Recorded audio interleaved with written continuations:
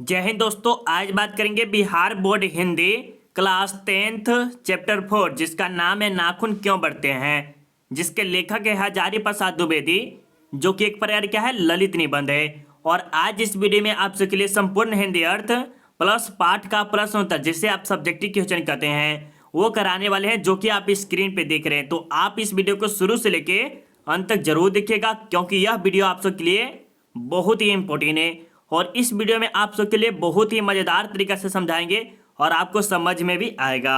अब चलिए हम यहाँ से स्टार्ट करते हैं। उससे पहले मेरे दोस्त एक बात और समझ लीजिए कि अभी तक आपने चैप्टर 3, चैप्टर 2 और चैप्टर 1 नहीं देखे हैं तो जाके जरूर देख लीजिएगा, जिसका लिंक आपको आई बटन में या तो वीडियो के डिस्क्रिप्शन में डाल देंगे, वहाँ से आप जाके देख लीजिएगा। चलिए अब हम यहाँ से स्टार्ट करते हैं। और एक सवाल आपको हमेशा सताता रहता है कि नाखून क्यों बढ़ते हैं, बाल क्यों बढ़ते हैं, ये सब कभी सोचते हैं? इसके बारे में पहले समझिए। तो यही समझना है कि नाखून क्यों बढ़ते हैं और ये नाखून का क्या उपयोग है, ये नाखून हमारे लिए क्या क्या घातक है या हानि उपयोगी है, ये सब डिटेल में आपको इसी वीडियो में आपको समझाएंगे। कब? जब आपको ये सारांश कराएंगे तब। यहाँ जो दिख रहे हैं ये जब कराएंगे तो नाखून क्यों बढ़ते इसके बारे में आपको डिटेल में समझाया जाएगा। अब चलिए हम यहाँ से स्टार्ट करते हैं। तो यहाँ पर आपको क्या करना है, कॉपी में नोट करते हुए चलना है ताकि आपका प्रैक्टिस भी हो सके। और कभी कभी आप जब देख लीजिएगा तो ऐसे बता देगा तो आपको अच्छा भी लगेगा। ठीक है, चलिए अब यहाँ पर देखते हैं लेखक परिचय क्या है। लेखक परिचय, इसका जन्म कब हुआ था? लेखक परिचय मतलब कि हजारी प्रसाद द्विवेदी के बारे में बताना है। तो हजारी प्रसाद द्विवेदी का जन्म जो हुआ था 1907 ईस्वी में हुआ था। कब हुआ था? 1907 ईस्वी में। निधन कब हुआ था, मतलब मृत्यु कब हुआ था? तो उसको मृत्यु हुआ था 1979 में, दिल्ली में हुआ था। कब हुआ था? 1979 में दिल्ली में हुआ था। जन्म स्थान कहाँ है? आरत दुबे का छपरा बलिया उत्तर प्रदेश। ये जो आप जानते होंगे उत्तर प्रदेश जो होगा उसे पता होगा, क्योंकि ये तो बिहार बोर्ड के बच्चे के लिए है, बट उत्तर प्रदेश दिया हुआ है इसीलिए मुझे ये जगह पता नहीं है। बट इसका जो जन्म स्थान याद रखना, क्या रखना है? बलिया, बलिया उत्तर प्रदेश। ये याद रख लीजिएगा तो आपको बहुत ज़्यादा इंपॉर्टेंट रहेगा। ठीक है, चलिए अब बात करते हैं कि हजारी प्रसाद द्विवेदी है उसे भाषा का ज्ञान था। नहीं समझते कि आपको भाषा किस प्रकार के भाषा का ज्ञान है। जैसे हम आपको मान लेते हैं कि आपको हिंदी का ज्ञान होगा, मैथिली का ज्ञान होगा, इंग्लिश का ज्ञान होगा, ज़्यादा से ज़्यादा 3 से 4 भाषा का होगा और उससे ज़्यादा नहीं है। लेकिन उसी प्रकार हजारी प्रसाद द्विवेदी को भी भाषा का ज्ञान था, जैसे संस्कृत का, प्राकृत का, अपभ्रंश का, बांग्ला का आदि का, इन भाषाओं का ज्ञान था किसे? ये हमारे हजारी प्रसाद द्विवेदी जी को। इसके बाद साहित्य, उसकी भाषा के अतिरिक्त ये भी काम करते थे इतिहास, संस्कृति, धर्म, दर्शन और आधुनिक ज्ञान विज्ञान की व्यापकता थे। मतलब कि वह अच्छा खासा थे किसमें? इतिहास में, संस्कृत में, धर्म में, दर्शन में, ये सभी के सभी में। तो ये ज़्यादा बहुत ही इंपॉर्टेंट था, इसे बहुत ही अच्छी तरह से याद कर लीजिएगा। और अभी तक चैनल को सब्सक्राइब नहीं किया, सब्सक्राइब कर लीजिए, बेल आइकन को ऑल जरूर कर लीजिएगा, क्योंकि यह वीडियो आप सबके लिए बहुत ही वीडियो अच्छा है। और लास्ट में आप सबके लिए महामैराथन क्लास इस चैनल पे चलेगा।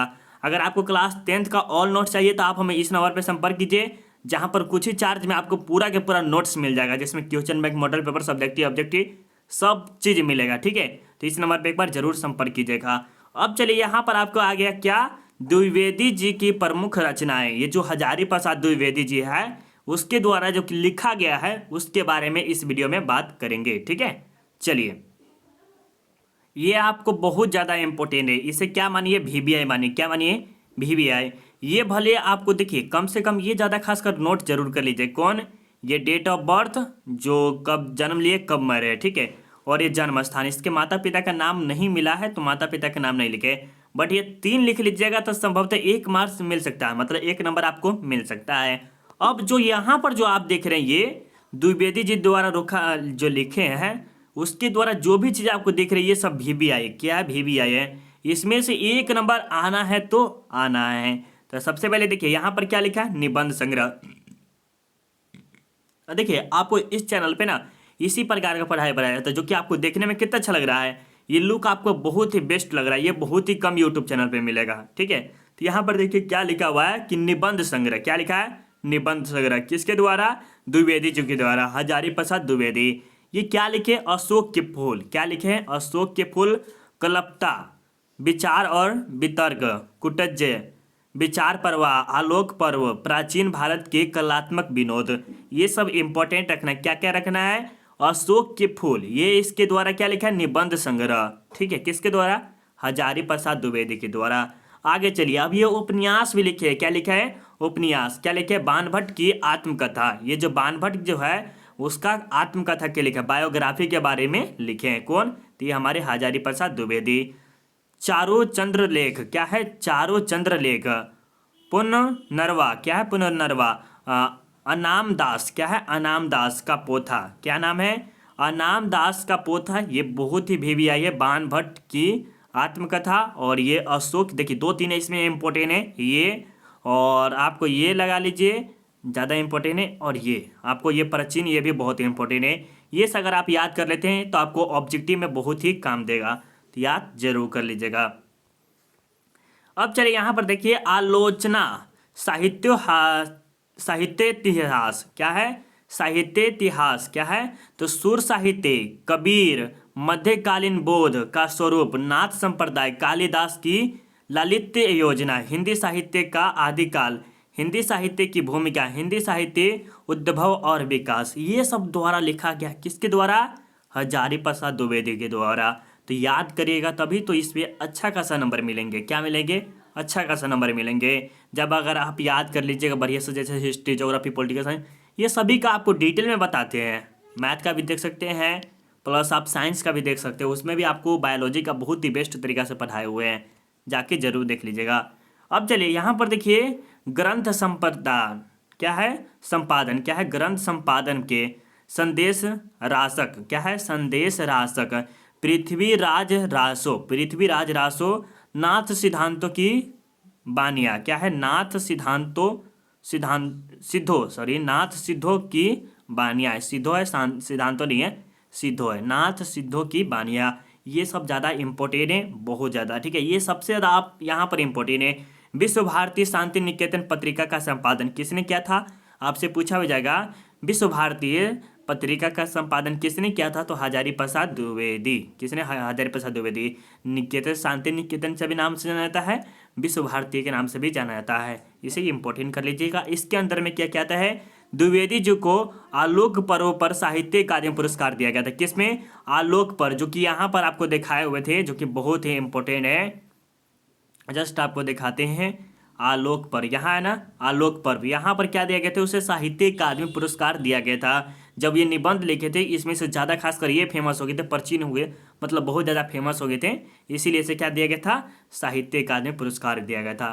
तो द्विवेदी जी को आलोक पर्व पर साहित्य अकादमी पुरस्कार दिया गया था। भारत सरकार द्वारा पद्म भूषण, भारत सरकार द्वारा पद्म भूषण दिया गया था, जो कि हम क्लास 12 में पढ़ाते हैं, क्लास 12 के बच्चे को, तो उसमें भी पद्म भूषण की उपाधि दिया गया था दूसरे को। ठीक है, पद्म भूषण की उपाधि दिया गया था। सम्मान एवं लखनऊ विश्वविद्यालय द्वारा डी.लिट की उपाधि मिली। वे काशी हिंदू विश्वविद्यालय, शांति निकेतन विश्वविद्यालय, चंडीगढ़ विश्वविद्यालय आदि में प्रोफेसर एवं प्राशांसिक पदों पर रहे थे।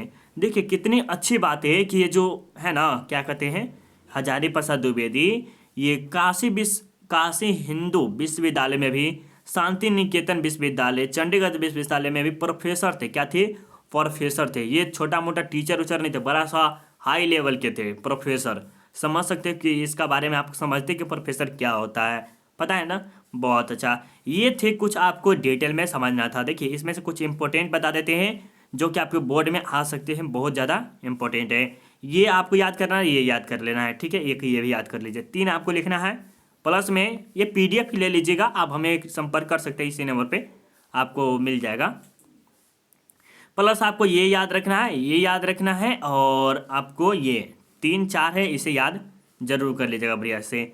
अब यहाँ पर आइए आगे, बाणभट्ट की आत्मकथा और अनाम दास का पोथा। क्या है? अनाम दास का पोथा, ये हो गया इंपॉर्टेंट। अब इसमें आपको सुर साहित्य, कबीर, ये तो आपको इसमें से आपको कोई भी चुन लेना है जो आपको इम्पोर्टेंट लगे। ठीक है, और इसमें तो ये पृथ्वीराज रासो, इसमें जो है ग्रंथ संपादन का जो किए थे पृथ्वीराज रासो के सिद्धांत याद कर सकते हैं। और ये इसमें ज़्यादा खासकर इम्पोर्टेंट ये है कि द्विवेदी जी को किस साहित्य के लिए अकादमी पुरस्कार दिया गया था? तो आलोक पर्व के द्वारा। और भारत सरकार द्वारा पद्म भूषण दिया गया था किसे? तो द्विवेदी जी को। ये भी याद रखिएगा, बहुत ज़्यादा इंपॉर्टेंट है। अब चलिए, ये जो आपका सारांश है ये बहुत ज़्यादा इंपॉर्टेंट है। क्या है? बहुत ज़्यादा इंपॉर्टेंट है। नाखून क्यों बढ़ते हैं, उसका सारांश जस्ट आपको कुछ बताते हैं, वेट कीजिए। चलिए अब आप सब कुछ सवाल पूछते उसका जवाब दीजिएगा। ठीक है, जैसे क्या कर रहा है, नाखून क्यों बढ़ते हैं? अक्सर आप देखते हैं अपने हाथों में, क्या करते हैं, अपने हाथों में या दूसरे के हाथों में देखते हैं। अभी के ज़माने में आधुनिक काल के बारे में बता रहे और प्राचीन काल के बारे में बात बताएंगे और मध्यकाल में के बारे में भी। तो सबसे पहले आपसे हमें कुछ सवाल पूछते हैं कि आप स्कूल में जब जाते हैं तो क्या आपके नाखून कटे हुए रहते हैं? यस, नाखून कटे हुए रहते हैं। यस सर, नाखून काट के हम जाते हैं क्योंकि नाखून रखेंगे तो सर मारेंगे, इसलिए नाखून काट लेते हैं। आप घर पे रहते तो क्या करते हैं? नाखून काट लेते हैं। बाहर रहते तो क्या करते हैं? नाखून काट लेते हैं। मतलब आप नाखून को बढ़ने नहीं देते। क्यों? क्योंकि यह हमारे शरीर के लिए हानिकारक है। क्योंकि इसे हम नहीं काटेंगे तो ये बहुत बड़ा हो जाएगा। जब हम खाना वाना खाएंगे तो ये हमारे शरीर में बैक्टीरिया वैक्टीरिया पैदा कर सकता है। ठीक है, इसीलिए हम इसे काट देते और टीचर भी हमारे हित के लिए ही, मतलब अच्छे के लिए ही वो हमसे कटवाते हैं। और हम नहीं काटते तो अक्सर माता पिता या टीचर हो वो सब हमें क्या करते हैं? मारते हैं। जब हम देखे हैं जिससे 7 क्लास या 8 क्लास में जब आप होंगे या 6 क्लास में जब बड़े बड़े स्कूल था वहाँ पर आप जब पढ़ते हैं उस टाइम अगर आप नाखून काट के नहीं जाते हैं तो उस टाइम आप मार खाते हैं। तो इसका तरीका क्या है? तो उसे नाखून काट के साफ करके रखिए। तो वही कहा जा रहा है, इसके बारे में आपको डिटेल में बताएंगे जो कि यहाँ देख रहे हैं। ठीक है, तो लगातार बने रहे। आपका बहुत अच्छा प्यार सपोर्ट है कि अभी तक आप देख रहे हैं। अब चलिए यहाँ से हम स्टार्ट करते हैं। नाखून क्यों बढ़ते हैं, यह एक ललित निबंध है। सबसे पहले आपको प्रश्न पूछा जाएगा कि नाखून क्यों बढ़ते हैं। यह एक प्रकार के क्या है? तो ललित निबंध है। क्या है? ललित निबंध है। इसका जवाब आपको कमेंट में जरूर देना है। जिसके लेखक हजारी प्रसाद द्विवेदी जी है। हजारी प्रसाद द्विवेदी का जन्म सन 1907 ईस्वी में हुआ था, जो कि आप जस्ट आपको पहले बताए हुए थे। तो इसका जन्म कब होता? तो 1907 ईस्वी में। इसके माध्यम से लेखक मनुष्य के जीवन के बारे में बताते हैं। एक दिन लेखक की छोटी लड़की लेखक से प्रश्न करती है, नाखून क्यों बढ़ते हैं? उस समय लेखक कुछ उत्तर नहीं दे पाए। अब जस्ट आपसे कोई पूछे कि आप ही मान लीजिए आप ही पेरेंट्स है, जैसे आपके भी एक लड़का या लड़की कोई भी है, ठीक है, एग्जाम्पल में मान लीजिए, और वो आपसे, आपके भाई भतीजा जो भी है, उससे आप सवाल पूछ रहे हैं आपसे कि चाचा या कुछ भी पूछे, चाचा आप हमें बताइए कि नाखून क्यों बढ़ते। तो आप उस टाइम सोच में पड़ जाएंगे कि हाँ ये तो नेचुरल होगा कि क्या होगा, ये प्राकृतिक की देन है कि नहीं। वो बोलिएगा तो उसे समझ में आएगा भी और नहीं भी आएगा। बट उसके ही प्रश्न पे सोचा जा रहा है कि एक दिन लेखक की छोटी लड़की, सॉरी बहन नहीं, छोटी, जिसकी हजारी प्रसाद द्विवेदी की बेटी कह सकते हैं, लेखक से प्रश्न करती है नाखून क्यों बढ़ते हैं। उस समय लेखक कुछ उत्तर नहीं दे पाते। और सही बात है कि आप उत्तर उस टाइम नहीं दे पाए होंगे और नहीं दे पाएंगे ही। लेकिन लेखक के विचार से हर तीसरे दिन नाखून बढ़ जाते थे। मतलब कि जो हर तीसरे दिन है, चौथे दिन के बाद क्या होता है, ये हल्का हल्का नाखून बढ़ जाता है। क्या होता है? हल्का नाखून बढ़ जाता है। और उसे 1 महीना छोड़ दीजिएगा तो बहुत बड़ा हो जाता है।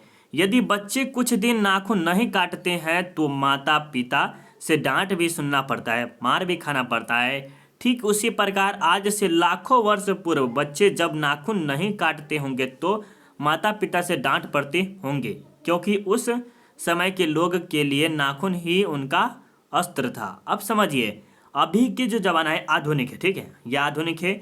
और प्राचीन की बात करें तो प्राचीन काल में जो होगा नाखून नहीं काटते थे। क्या करते थे? नाखून नहीं काटते। क्यों? क्योंकि यही उन सब का क्या था? अस्त्र था। नहीं करते, औजार करते हुआ है। लेकिन आज के ज़माना में क्या है? लोहा है, चाकू है, कोई भी चीज़ है तो अस्त्र नहीं है। ये नाखून अस्त्र नहीं है, बीमारी एक लिहाज से कहा जाए तो। पहले के ज़माना में क्या था? ये अस्त्र था, शस्त्र था, जो भी कह सकते हैं। आत्मरक्षा के लिए दंत का प्रयोग करते थे। धीरे धीरे लोग पत्थर हड्डियों के हथियार बनाने लगे। हड्डियों का मतलब समझते हैं कि कोई जानवर मर गया, उस जानवर की हड्डी लेकर उसका शिकार करते थे। और जानवर के हड्डी से शिकार करने में बहुत ही अच्छा होता है, मतलब मानिए तो।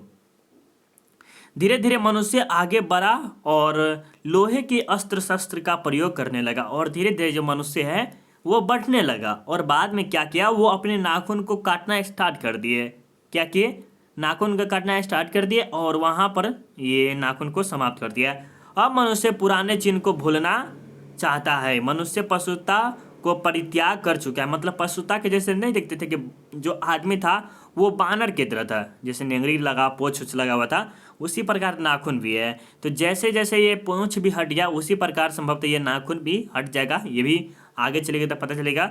अतः मनुष्य नाखून बढ़ने की प्रवृत्ति उसने छोड़ दी है, बढ़ाने की छोड़ दी है। क्या किया है? ये जो मनुष्य है वह नाखून बढ़ाने की प्रवृत्ति छोड़ते हैं। लेकिन अभी भी क्या जानते हैं आधुनिक काल में कि जो कुछ कुछ गर्ल भी है, कुछ कुछ बॉय भी है, मेरे पास भी एक नाखून बढ़ाए हुए और सब के सब बढ़ाते हैं। बहुत संभवतः 80% मुझे लगता है कि बढ़ाता है, नाखून बढ़ाता है जानबूझ के। तो ये अपने अच्छा स्वभाव के लिए अच्छा लगता है देखने में, इसलिए बढ़ाते हैं। तो इससे आपको क्या सीख मिली आप हमें जरूर बताइएगा। अब देखिए ये तो बहुत बड़ा वीडियो बन गया क्योंकि आपको ये 15 मिनट का वीडियो बन गया और आपको अगर सब्जेक्टिव क्वेश्चन कराएंगे तो ये बहुत ही बड़ा वीडियो बन जाएगा।